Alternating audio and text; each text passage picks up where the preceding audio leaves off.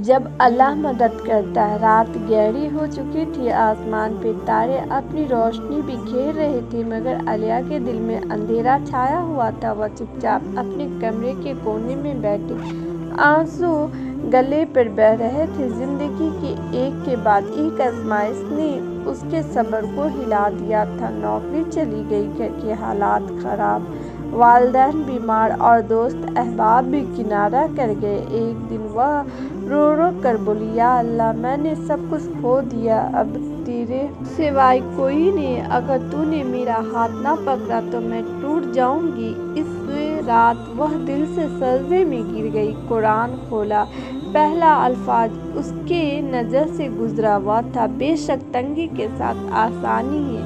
اس ایک آیت نے جیسے اس کے دل میں نئی روشنی بھر دی۔ اس نے سوچا، اگر اللہ نے وعدہ کیا ہے آسانی آئے گی تو یقیناً آئے گی۔ دن گزرتا گیا، عالیہ نے نماز کی پابندی شروع کی۔ ہر مشکل لمحہ میں وہ اللہ کافی ہے کہہ کر خود کو سنبھال لیتی۔ صبح فجر کے وقت قرآن پڑھنا، دین میں صدقہ دینا اور لوگوں کی مدد کرنا اس کی عادت بن گئی۔ ایک دن اچانک ایک پرانی دوست نے فون کیا، عالیہ، ایک ادارے میں تمہارے جیسے لوگوں کی ضرورت، آؤ انٹرویو دو۔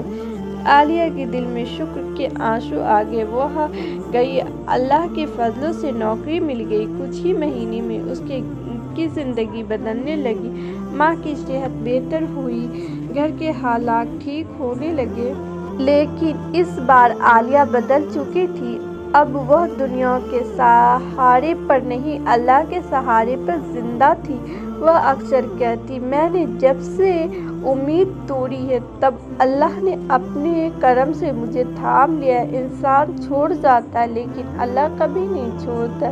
جو اللہ پر بھروسہ کرتا ہے وہ کبھی محروم نہیں ہوتا۔ اللہ اپنے بندوں سے 70 ماؤں سے زیادہ محبت کرتا ہے۔ آزمائش صرف ایمان کو مضبوط کرنے کے لیے آتی ہے۔ اللہ فرماتا ہے، مجھے پکار، میں تمہاری دعا قبول کروں گا۔ آمین ثم آمین۔ اسلامک ویڈیو دیکھنے کے لیے میرے چینل کو سبسکرائب کریں۔ جزاک اللہ خیر۔